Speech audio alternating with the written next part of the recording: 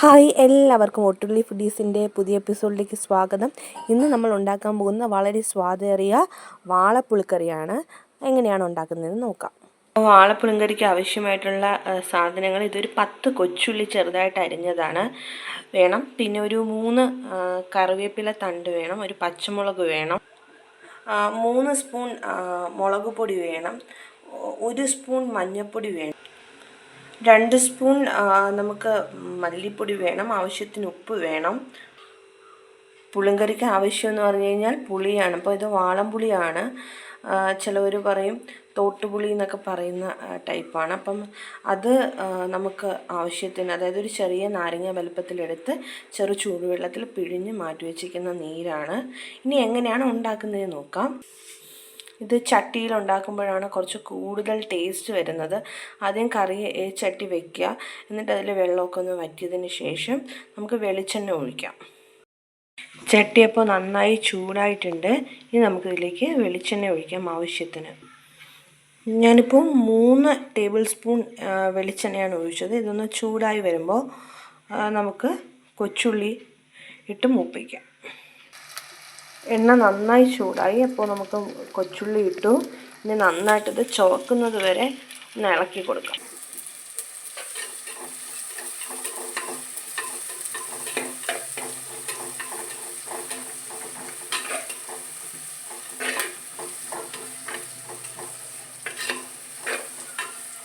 നന്നായിട്ട് മൂത്ത് വരണം.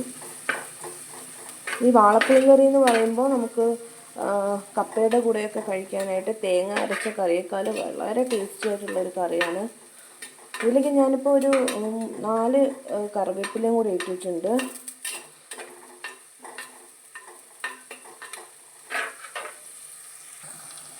ഇതിൻ്റെ കൂടെ തന്നെ കീറി വെച്ചേക്കുന്ന പച്ചമുളകും കൂടി ഇട്ട് ചെറുതായിട്ടൊരു ഗോൾഡൻ കളർ വന്ന് തുടങ്ങിയിട്ടുണ്ട്. ഒരു ചെറുതായിട്ടൂടെ ഒന്ന് മൂത്താൽ മതി. അപ്പോഴത്തേക്കും നമ്മുടെ പൊടികളെല്ലാം നമുക്ക് ചേർത്ത് കൊടുക്കാം.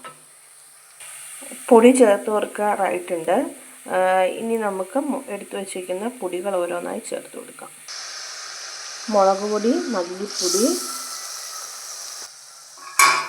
ഇതിനകത്ത് മുളക് പൊടി ചേർത്തിട്ടുണ്ട്, മല്ലിപ്പൊടി ചേർത്തിട്ടുണ്ട്, ഉപ്പ് ചേർത്തിട്ടുണ്ട്, മഞ്ഞൾപ്പൊടി ചേർത്തിട്ടുണ്ട്. നന്നായിട്ട് മൂപ്പിച്ചെടുക്കാം.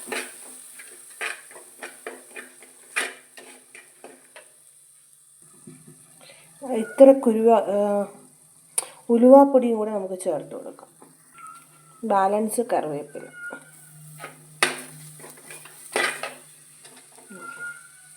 ഇനി നമ്മൾ എടുത്തു വച്ചിരിക്കുന്ന പുളിവെള്ളം.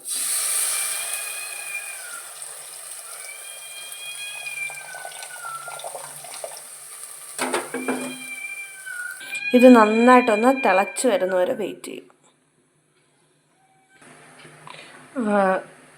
അപ്പോൾ കറി തിളച്ച് തുടങ്ങിയിട്ടുണ്ട്. ഇനി വാള ഇട്ട് കൊടുക്കാം.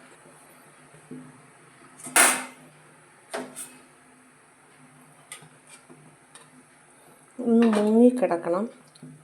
എന്നിട്ട് ഇതൊന്ന് വറ്റിയൊന്ന് വരണം.